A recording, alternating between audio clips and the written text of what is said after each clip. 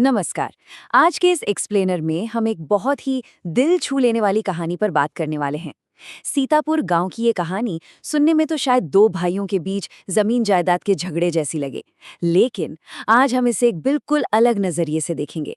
हम इसे कलावती नाम की एक माँ की आंखों से देखेंगे। सोचिए, एक माँ जो अपने ही बच्चों के लालच की वजह से आंसू बहाने को मजबूर है। सच में ये सिर्फ घर के बंटवारे का किस्सा नहीं है, ये एक माँ के भरोसे के टूटने की एक बहुत ही गहरी और इमोशनल जर्नी है। जरा इस बात पर गौर कीजिए, जिसने तुम्हें 9 महीने अपनी कोख में सजा कर रखा, उसी को तुम मरने का श्राप दे रहे हो। ये अल्फाज किसी को भी अंदर तक झकझोर कर रख सकते हैं। कलावती, जो पहले ही अपने पति को खो चुकी है, जब अपने छोटे बेटे आर्यन के मुंह से ऐसी बातें सुनती है तो सोचिए उस पर क्या बीत रही होगी। उसे अचानक ये भयानक एहसास होता है कि जिस बच्चे को उसने अपना खून पसीना एक करके पाला, उसके लिए माँ की जिंदगी से ज्यादा जमीन जायदाद मायने रखती है। यहीं से शुरू होती है एक माँ के उस दर्द की कहानी, जिसे अपने ही खून ने सबसे बड़ा धोखा दिया। भाग 1, एक माँ का टूटा दिल। देखिए, कलावती की जिंदगी कभी भी आसान नहीं रही। पति के बहुत जल्दी गुजर जाने के बाद भयंकर गरीबी से लड़ते हुए उसने अपनी सारी खुशियों को मारकर अपने दोनों बेटों राहुल और आर्यन को पाला पोसा। अब जब बच्चे बड़े हो गए तो लाजमी है कि उसे लगा होगा चलो अब आराम के दिन आ गए, लेकिन असलियत तो कुछ और ही थी। एक तरफ बड़ा बेटा राहुल है जो कहता है कि माँ अब तुम आराम करो, सारा काम मैं संभाल लूंगा, और दूसरी तरफ आर्यन है। आर्यन को इस बात की फिक्र है कि अगर माँ बीमार पड़ गई या दुनिया से चली गई तो राहुल सारा पैसा उनके अंतिम संस्कार में लगा देगा और उसे विरासत में कुछ नहीं मिलेगा। मतलब ये सुनकर तो किसी भी इंसान का दिमाग सुन पड़ जाए। एक माँ के दिल पर क्या गुजरी होगी जब उसे पता चला कि उसका अपना बेटा उसकी मौत को महज एक आर्थिक नुकसान समझ रहा है। भाग 2, खंडर में सुकून।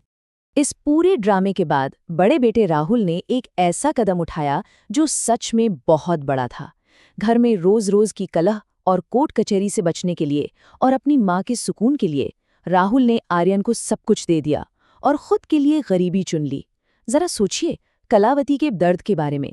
दशकों की मेहनत से जो घर बनाया, जहां बच्चों को बड़ा किया, बस एक ही दिन में उसे वहां से बेदखल कर दिया गया। और अब वो उसी पुरानी टूटी फूटी झोपड़ी में वापस आ गई है जहां उसके पति ने अपनी आखिरी सांस ली थी। लेकिन इस खंडर में भी एक सुकून है। इन टूटी दीवारों के बीच भी कलावती को राहुल के उस बिना शर्त वाले प्यार में एक अजीब सी शांति मिलती है। भाग 3, ईमानदारी के बीज। अब इतनी भयंकर निराशा के बीच भी ना उम्मीद की एक किरण जरूर होती है, और कलावती के लिए वो किरण थी उसके बेटे की मेहनत। राहुल ने गांव के दयालु सेठ मंगल सिंह से 2 कट्ठे का खेत काम के लिए लिया। उसने अपनी माँ के सामने कसम खाई कि वो दिन रात एक कर देगा। कलावती अपने बेटे को उस चिलचिलाती धूप में पसीना बहाते और बंजर जमीन को उपजाऊ बनाते हुए देखती है।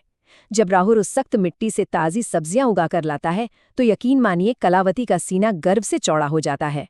उसे महसूस होता है कि उसके दिए संस्कार और उसका आशीर्वाद राहुल की इस ईमानदारी की खेती में सचमुच रंग ला रहे हैं। भाग 4, लालच की कीमत। लेकिन कहते हैं ना, माँ का दिल तो सारे बच्चों के लिए धड़कता है। कलावती झोपड़ी में जरूर थी, लेकिन उसका मन आर्यन के बारे में भी सोचता रहता था। दोनों भाइयों के रास्ते अब एकदम अलग हो चुके थे। कलावती देख रही थी कि राहुल बिना पॉलिश की हुई ताज़ी सब्जियां 20 रुपए किलो के सही दाम पर बेचकर ईमानदारी से कमा रहा है, और आर्यन, वो बिना मेहनत के अमीर बनना चाहता था। उसने महज 1000 रुपए के लिए अपनी जमीन तक गिरवी रख दी और मंडी से सड़ी गली सब्जियां लाकर उन पर पॉलिश करके धोखे से महंगे दामों पर बेचने लगा।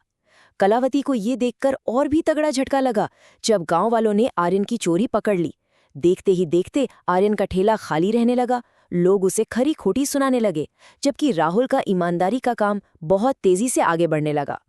अब जो हुआ वो कलावती के लिए शायद सबसे ज्यादा दिल तोड़ने वाला पल था। आर्यन अपने काम में फेल हो गया, लेकिन उसने अपनी गलती मानने के बजाय इसका सारा इल्जाम अपने बड़े भाई राहुल पर डाल दिया। वो गुस्से से आग बबूला होकर राहुल के पास आया, और यहाँ राहुल ने फिर से एक ऐसा फैसला लिया जिस पर यकीन करना मुश्किल है।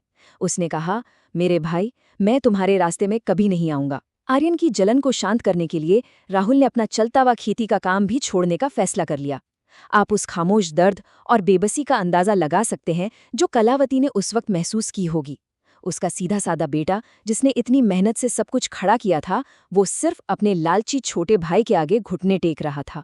भाग 5, एक माँ की माफी। कहानी में सबसे बड़ा मोड़ तब आता है जब सेठ मंगल सिंह आर्यन को पकड़ते हैं और उसे राहुल के उन सारे बलिदानों की सच्चाई बताते हैं जो वो कभी समझ ही नहीं पाया था। सेठ की बातें आर्यन को तीर की तरह चुभ जाती हैं। उसे अपनी भयंकर गलती का एहसास होता है। वो अपना ठेला वहीं छोड़ता है और पागलों की तरह घने जंगल की तरफ दौड़ पड़ता है। दौड़ते दौड़ते उसके पैरों में छाले पड़ जाते हैं, खून बहने लगता है।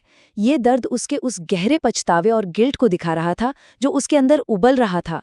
और उधर जंगल के किनारे कलावती शायद अब भी अपने उस भटके हुए बेटे का ही इंतजार कर रही थी। और फिर आता है वो पल जब एक टूटा हुआ परिवार वापस एक हो जाता है। जब आर्यन घुटनों के बल गिरकर फूट फूट कर रोते हुए कहता है, मुझे माफ कर दीजिए भैया, तो जैसे बरसों का दर्द एक ही पल में धुल जाता है। कलावती, वो थकी हारी माँ जिसने ना जाने कितने आंसू अकेले में पिए थे, उसे आखिरकार शांति मिल जाती है। राहुल अपने छोटे भाई को गले लगा लेता है। ये पल ना साबित करता है कि सच्चे प्यार और माफ करने की ताकत दुनिया में सबसे बड़ी होती है। तो इस एक्सप्लेनर के अंत में हमें इस बहुत ही गहरे सवाल पर सोचने की जरूरत है। क्या एक माँ का बिना शर्त वाला प्यार सच में सबसे बड़े धोखे को भी मिटा सकता है? कलावती की कहानी हमें पेरेंट्स के प्यार की उस ताकत और बिना शर्त माफ करने की क्षमता के बारे में सोचने पर मजबूर कर देती है, जिसे हम अक्सर अनदेखा कर देते हैं। लालच ने रिश्ते जरूर तोड़े, लेकिन एक माँ के खामोश सब्र और एक भाई के निस्वार्थ प्यार ने उन्हें फिर से जोड़ दिया।